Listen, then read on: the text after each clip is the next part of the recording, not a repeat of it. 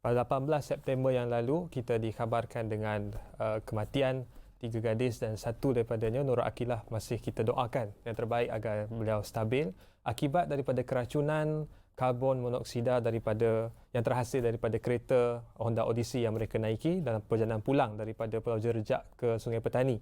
Dan ini isu yang kita cuba bangkitkan di peringkat Darah Muda untuk memberikan konteks tentang betapa seriusnya keracunan karbon monoksida ini. Kalau di Amerika Syarikat, setiap tahun ada 50,000 pesakit yang dimasukkan ke hospital akibat keracunan, dan menurut CDC Amerika Syarikat, hampir 10,000, tidak kurang daripada 10,000 kematian dicatatkan dalam tempoh 10 tahun antara tahun 2005 sehingga tahun 2015. Dan malam ini untuk bicarakan lebih lanjut berkenaan bahana keracunan karbon monoksida, bersama dengan saya tetamu yang luar biasa kepakarannya, panjang pangkatnya, dan saya kenalkan Professional Technologist Dr. Nur Zaitun Yahya, yang merupakan pensyarah kanan alam sekitar Fakulti Teknologi Kejuruteraan, Kelautan dan Informatik Universiti Malaysia Terengganu UMT, merangkap Presiden Pertubuhan Forum Udara Bersih Malaysia, MyKAS. Alhamdulillah, cukup nafas. So Dr. di awal ini bersebut tentang keracunan karbon monoksida, kita nak faham dulu tentang karbon monoksida itu sendiri, gas itu sendiri, datang daripada mana, semua jadi, ataupun kalau dalam kes keracunan kenderaan ini, adakah memang wujud dalam kereta setiap hari kita naik kereta, ataupun kerana kita duduk gatai-gatai, usik-usik, akhirnya terjadi. Okey, Irfan, baik. Bismillahirrahmanirrahim. Assalamualaikum warahmatullahi wabarakatuh para pendengar. Khususnya slot ni saya difahamkan untuk muda. Ya, orang muda semua. Saya kena rasa muda lah. Ya. Okey, jadi apa yang berlaku, apa yang terjadi itu satu tragedi lah, sangat tidak boleh kita lupakan dengan mudah, kerana ia melibatkan bukan sikit kematian, sampai 3 daripada 4 orang yang sudah pergi dan tempoh, dan masih begitu kata orang sekelip mata. Dan saya difahamkan tadi perjalanan mereka balik, kalau kita tengok pada kes itu, hanya perjalanan daripada Pulau Jerjak ke Sungai Petani. Itu saya rasa mungkin dalam 1.5 jam ke 2 jam perjalanan, dan saya difahamkan driver masa mual dan juga mengantuk, dan dia berhenti di Shell lah minyak, dan akhirnya tutup dan tutup tingkap, aircon dan sebagainya on, dan ditemui dalam keadaan yang tidak sedar diri dan sebagainya. Jadi satu perkara yang memang sangat kita sedih lah, sebab sampai boleh terjadinya demikian. Pertamanya, kalau isu kemalangan di Malaysia ni, kita memang agak membimbangkan juga. Contoh kemalangan di kalangan belia umur antara 16 hingga 20 tahun, statistik yang ada mengatakan lebih 34,766 orang telah mati pada kemalangan melibatkan belia dan sebagainya, yang mana kosnya itu melibatkan hingga 42 bilion.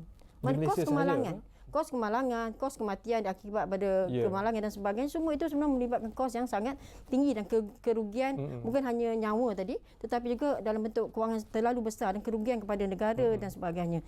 Jadi berbalik pada itu, tadi sumber Irfan tanya tadi, sumbernya di mana? Sebenarnya kalau bercakap dalam konteks dalam kenderaan itu sendiri, apa saja maknanya kata pencemar, bahan pencemar yang ada di dalam kenderaan itu, memang sebenarnya datangnya daripada dalam confine. Dia adalah soalannya dalam confined space, ruang yang tertutup. Jadi kalau ruang yang tertutup dalam kenderaan itu, yang gas yang tercemar itu, dia sebenarnya kalau dalam keadaan biasa, dia sepatutnya tidak ada gas. Dia tidak ada gas sulfur, dia tidak ada CO, carbon monoxide, dia tak akan ada hydrocarbon, dia tak akan ada particles. Partikel mungkin kalau ada pun habuk-habuk. Tapi yang gas CO ni, sebenarnya CO adalah akronim kepada karbon monoksida.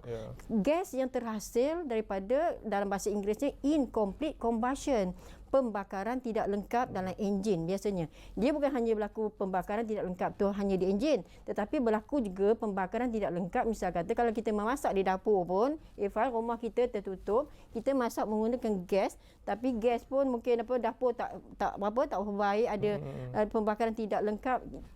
Tandanya kalau kita tengok, api dia warna biru ke warna macam orange macam tu. Kalau dia merah-merahan tu, maknanya incomplete combustion, dia sebenarnya mengeluarkan gas karbon monoksida. Jadi kalau kita tertutup di ruang tertutup, ada possible kita juga akan terdedah kepada racun karbon monoksida itu. Doktor, kalau boleh saya sendiri, bila masak tu, adakah doktor mencadangkan supaya kita berubah daripada dapur tungku yang biasa tu kepada dapur stove biasa kepada induction, untuk mengurangkan risiko karbon monoksida?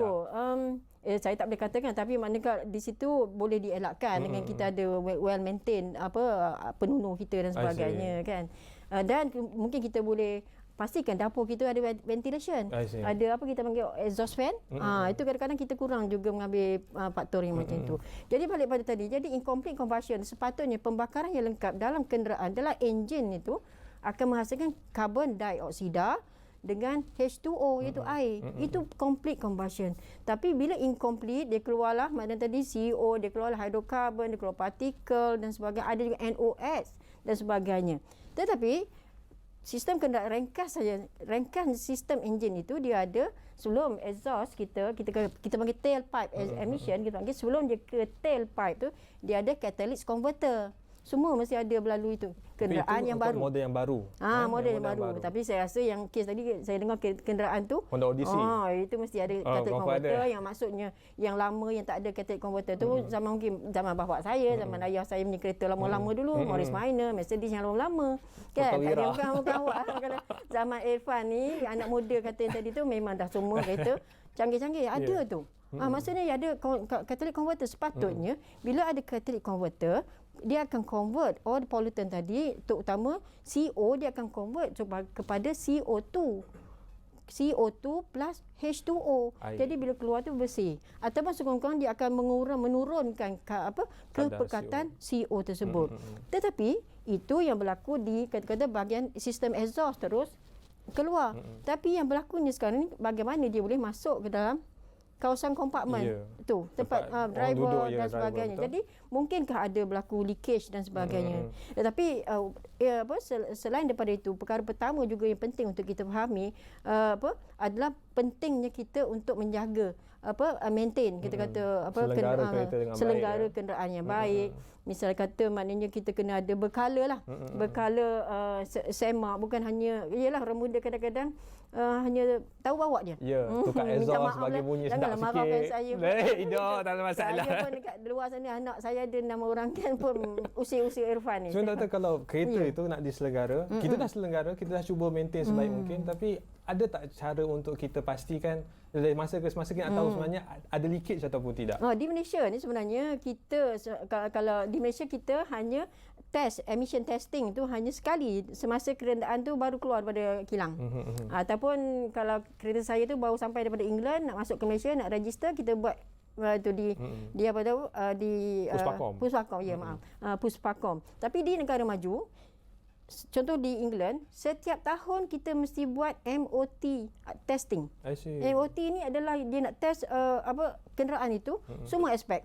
Semua aspek termasuklah tadi banyak mana gas yang emission dia tu within standard ataupun melebihi tahap yang seterusnya untuk memperbaharui lesen. Lesen kenderaan. Kalau tidak ada itu without MOT certificate tak boleh nak renew road tax kereta. Jadi sebab itu kawalan di negara barat, terutama di England, saya sentuh sikit, bagaimana kawalan mereka sangat baik sehingga pada hari ini air pollution index tu parameter dia tidak termasuk CO. Saya sudah semak betul-betul.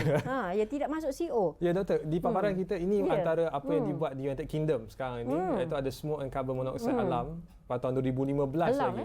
Ada antara regulasi yang ditetapkan ialah perlu ada pemasangan pengesan karbon monoksida. Pengesan itu harus dapat pengiktirafan daripada agensi kerajaan. Perlu disemak setiap tahun. Keupayaan itu. Jadi kalau di luar sana, di United Kingdom sebagai contoh, bukan sahaja kenderaan yang diberikan keutamaan, tapi juga rumah, sekolah. Betul. Itu memang tidak ada di Malaysia. Adakah maknanya monitoring kita panggil lah. Sebagai contoh, kalau di England tu, saya ingat lagi masa saya buat PhD tu di University of Leeds tu, dia punya universiti kami juga menggunakan, ada kalanya menggunakan tengah tempat rumah dan juga office menggunakan gas untuk pemanasan. Sejuk kan? Jadi dia ada macam-macam cara, tapi di antaranya masih lagi cara tradisionalnya menggunakan gas yang disalurkan untuk pemanasan. Jadi bila nak panas itu dia kena ada switch, memang akan api yang akan keluar. Jadi bila api yang akan keluar, jika kadang-kadang tu tak maintain baik dan sebagainya, juga akan selain daripada itu dia akan mengeluarkan CO juga, karbon monoksida. Sebab itu ada kes berlaku kejadian kan di satu ketika dulu pelajar Malaysia, saya tak ingat tahun bila, tapi meninggal disebabkan terhidu gas beracun dalam sebab dia tertutup kan Kalau dalam di Malaysia bangunan. tu aircon ada kemungkinan keluar. Aircon tidak ada. Tak Tapi ada. je aircon tidak ada menggunakan sistem combustion. I Kita tak ada see. bimbang sangat itulah. Tapi untuk Ya.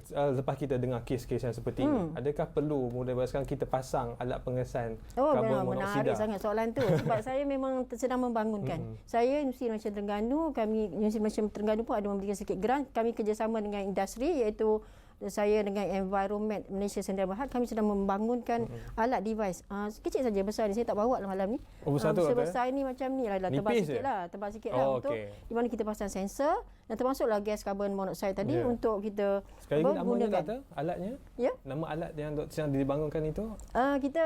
Saya IMAP, saya lupa. MIAP. Apa ya namanya, dia integrated punya sistem. Dia bukan hanya monitor, tapi kita akan ada satu sistem transmission dan juga ada control lah untuk kita screen dan juga control trigger alarm dan sebagainya. Soal pengesanan. Kemudian Pengesanan kalau lah, boleh pengesanan, masuk ya. soal sebab di Malaysia kalau kita tahu karbon monoksida ini secara semula jadinya gunung berapi. Malaysia tak ada gunung berapi. Di tempat yang negara luar yang sejuk ada pemanas itu, di Malaysia tidak ada pemanas kan. Adakah mana di Malaysia exposure atau pendedahan kepada karbon monoksida ini lebih rendah atau jauh lebih rendah berbanding orang lain sehingga kita tak perlu berikan pada saya bidang saya memang daripada master PhD saya memang partikel dan PhD master saya pun memang on carbon monoxide daripada USM. Dah lama saya dengan CEO ni. Jadi pada saya memang perlu diberi perhatian sebab kes-kes yang berlaku ni tidak sepatutnya berlaku. Terutama bila menyebabkan kenderaan yang baru. Ya, itu saya terkejut bila dengar kenderaan yang baru. Kalau kenderaan yang mungkin dah 10-20 tahun lalu mungkin kita taklah terkejut sangat. Jadi di mana datangnya? Sepatutnya kenderaan yang baru dia mungkin tidak dari segi kilometer dia mungkin tak jauh kilometer miles dia ataupun perjalanan dia tidak mana enjin tu masih baik sepatutnya lah. Jadi di mana kesilapan pada enjin ataupun sebagainya yang menjadikan boleh leaking. Tapi memang betul kalau selepas nanti mungkin kita boleh bincang cadangan-cadangan kepada anak-anak muda kan bagaimana. Satu perkara lagi juga perjalanan itu macam tak berapa terancang. Mana dia dah malam kan. Dah malam dalam pukul 12, pukul 1 nak berjalan dah walaupun letih, pendek. ya. Badan the whole day dah pergi sana, pergi sini dan sebagainya, aktiviti letih. Dan lepas tu nak drive. Jadi anak muda ni dia semangat. Doktor saya tunjuk saya je. Tunjuk ke kamera doktor. Tunjuk anak saya tu, anak saya ada sana sini tu. Jadi maknanya anak muda memang saya pun pernah melalui zaman muda memang semangatlah, tak tahu penat, tak tahu letih, siang malam kita semangat. Tetapi itulah makna perkara yang kita mungkin terlupa sekejap ke terleka ke. Yalah, saya tidak sebagai seorang Islam kita tak nafikanlah maknanya memang sudah ditakdir Allah SWT, janji dia memang meninggal gitu kan. Tetapi kalau boleh dielakkan, rancanglah perjalanan. Islam pun dah kata innamal a'malu binniyat. Hendaklah kita awal-awal terpasang niat. Kita berjalan kerana apa, bila masa dan sebagainya tu hendaklah kita perhatikan apa yang kita nak buat supaya kita dapat mengelak daripada berlaku perkara-perkara yang tidak diingini. Dia berjalan, bukan saya bawa kereta tapi juga bas ekspres. Ya. Dan doktor sebut sebelum kita kemudian tadi bas ekspres pun ada risikonya, mungkin doktor dikongsikan. Oh ya, bagus sangat. Itu pun soalan yang baik. Sebab saya memang ada kajian. Pelajar master saya pun memang buat kajian dalam bas perjalanan yang bergerak. Mana kita ada, saya tak boleh sebutkan nama bas mana, tapi kita memang ada pasang beberapa alat yang UMT ada, kita pasang di dalam bas dan kita monitor, measure dan kita buat tracking lah. Dia punya pollutant, bahan pencemaran yang ada.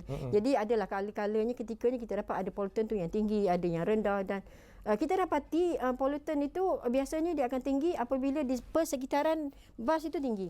Maknanya contohnya dia daripada Kuala Lumpur, kata Kuala Lumpur ke bandar, lepas tu dia pergi ke Pantai Timur, betul lah. Jadi daripada Kuala Lumpur ni kata di mana? TBS TBS tu dia memang tinggi pollutannya. Tinggi sebab satu di sekitar pun di kawasan bandar banyak exhaust, banyak asap. Bila asap banyak di luar sana, jadi sistem aircon akan sedut kan, masuk dalam itu dah automatik dah.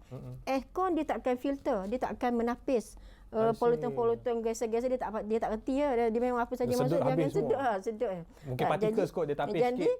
Partikel ada sedikit. Jadi apa yang masuk tu apa saja yang di luar. Jadi itu tinggi. Dan bila dia dah masuk lebuh raya dan sebagainya, partikel pollutant itu akan mula turun lah.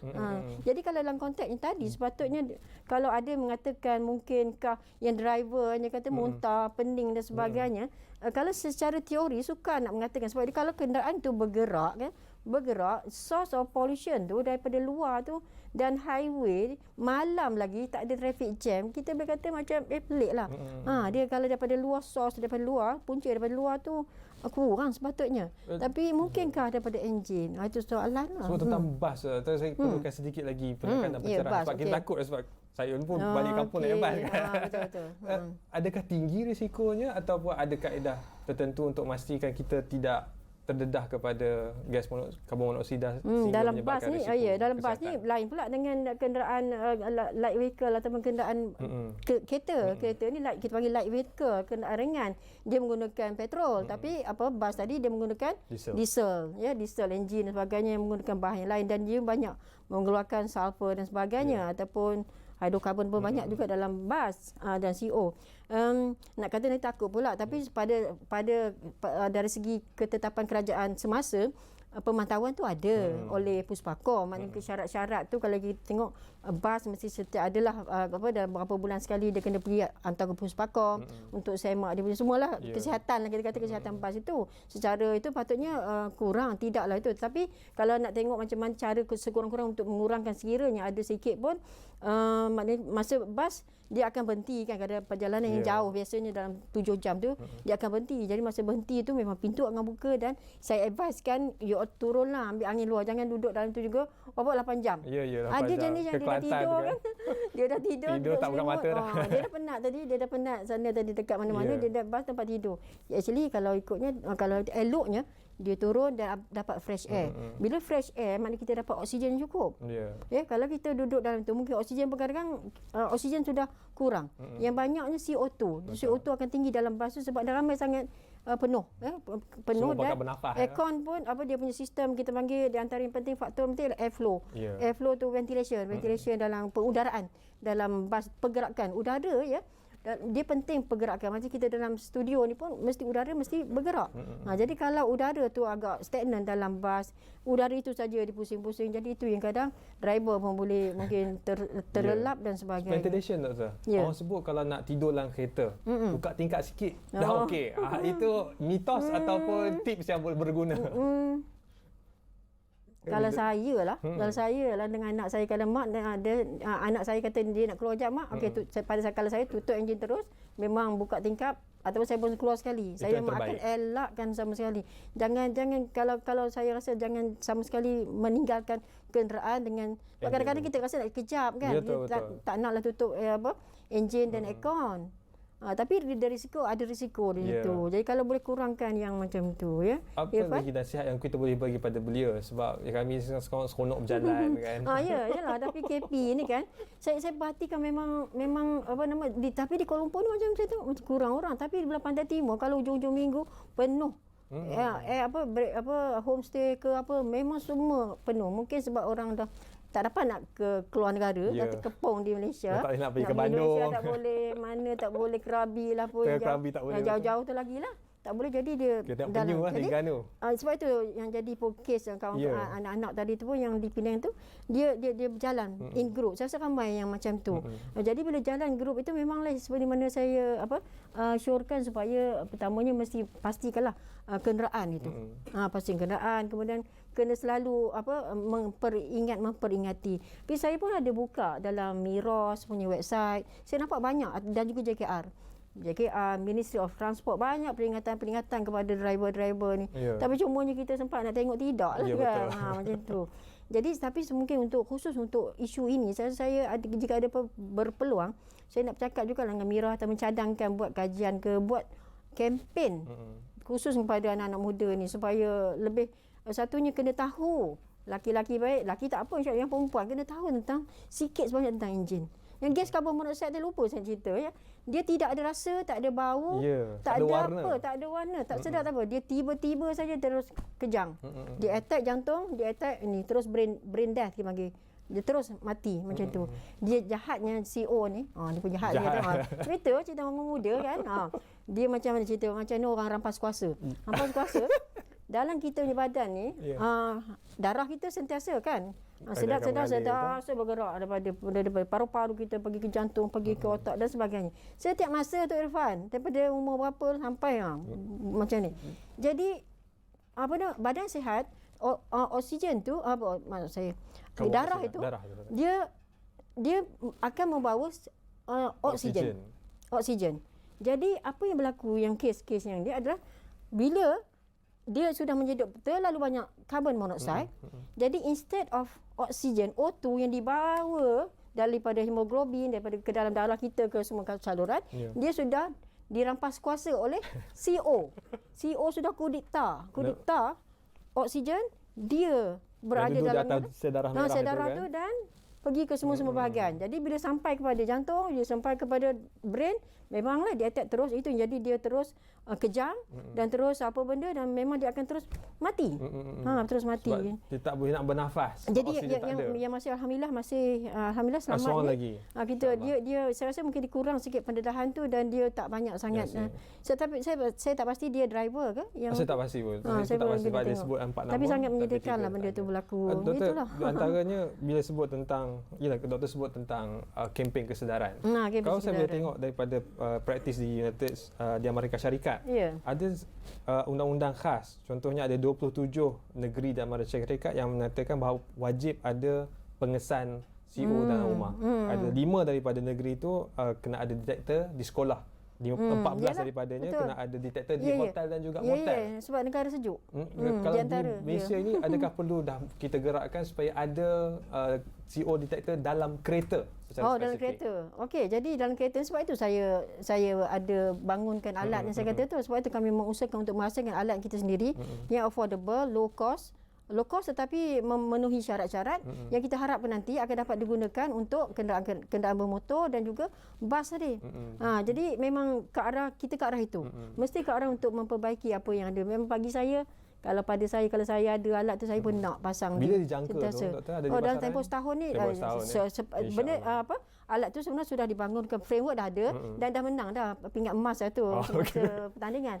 Tapi untuk kita lagi test dan sebagainya memakan masa. Sebab alat-alat yang kita nak gunakan itu mesti memenuhi piawai standard dan mematuhi certain standard yang kita MICAS doktor. Apa yang dilaksanakan? Adakah kita sedang usaha untuk mewujudkan akta ataupun garis panduan ataupun kerjasama secara rentas kementerian? Clean Air dia boleh kerjasama. Makna kami ada sebagai kami sebagai non-government organisation tetapi kami ada pertubuhan ikhtisas, pertubuhan profesional, dia bukan pertubuhan kebajikan biasa-biasa. Jadi peranan kami adalah sebagai badan penasihat, kami buat kajian, kami juga membuat round table discussion dengan kerajaan. Umpamanya isu yang ini adalah sebenarnya juga di antara perkara yang berkaitan dengan clean air. Itu saya bincang dengan board member saya tadi. Adakah kita bersedia untuk kita kena buat misalnya kata kajian ke ataupun buat latihan ke kepada orang muda ni, orang muda tentang kesedaran tentang alat-alat ini. Buat ini antara yang doktor usahakan ya doktor? Nampak bergaya di situ. Ini dapat juga. Ini website. Website Clean Air. Clean Air. Selain daripada apa lagi kita kami buat sebenarnya kami adalah affiliation kami adalah di bawah Clean Air Asia dengan United Nation. Dan saya adalah the board member. Kesihatan udara bersih sedunia. Kesihatan sedunia. Jadi di situ kita ada pelbagai aktiviti lah. Kecuali tahun ini kita agak kurang. Cuma kurang keluar negara. Tapi di dalam negara kita tetap juga buat laksanakan aktiviti. Jadi yang besar sangat tahun ni for sure lah. COVID-19 tu kami bersama dengan komuniti, suka saya share di sini juga. Saya ada bersama dengan Green Hero, yang muda-muda daripada Gemma Malaysia bersama dengan saya. Kami dan juga beberapa 20 NGO dan agensi kerajaan di Terengganu, Pantai Timur. Kami bantu buat PPE, face shield, isolation set tu sampai 4,000 dan selepas pada ini pula kami sedang buat perancangan untuk post COVID untuk komuniti Terengganu dan juga Pantai Timur. Itu di antara aktiviti yang kita jalankan. Bukan hanya memberi bantuan kepada komuniti mana beri beras beri itu, tetapi kami juga ada kita panggil elemen kita panggil eco charity. Ada elemen eco. Ada saintifik, kita berikan dia barang-barang hygiene dan sebagainya. Kemudian bukan je beri, kita kena educate, kena terangkan sikit Pastikan kepada digunakan dengan betul. pengguna, dan kami insya-Allah kami akan beri benih pokok lagi untuk mereka greenkan rumah mereka dan Terima sebagainya. kasih banyak Doktor kerana bersama dengan kami. Banyak yang dibincangkan. Seronok saya ada soalan tapi tak tengok pun soalan ni. Banyak benda lain yang kita bincang. Tapi sangat-sangat baik. Biasa kita ada iklan satu Doktor, itu tapi saya harap tak ada tunggu tadi iklan. iklan ni. Jadi terima kasih kepada anda yang setia bersama dengan kami Darah Muda bicarakan tentang bahana keracunan karbon monoksida ini, dan saya menjemput saudara untuk membaca satu artikel yang diterbitkan di Tinta Minda bernama .com yang ditulis oleh Profesor Madya, mana namanya? Namanya tak ada, tapi berkaitan dengan karbon monoksida yang membunuh. Anda boleh baca di Tinta Minda. Saya tinggalkan sekali lagi tanggungjawab kepada anda untuk membaca. Tapi apapun, apa yang dibangkitkan oleh doktor itu sangat penting. Harus kita main peranan, khususnya orang muda. Nak berjalan silakan berjalan. Tapi jangan lupa pastikan kesihatan dan juga selamat. Ya, betul. Dan terima kasih kerana bersama dengan kami. Kita akan terus bicarakan tentang hal ehwal belia dalam aspek-aspek yang kritikal dan memastikan bahawa kita mampu membina generasi yang prihatin dan sentiasa ambil tahu. Ya, bukannya ignorant dan tidak ambil tahu. Terima kasih doktor. Dan terima kasih kepada anda semua. Jumpa lagi di Darah Muda.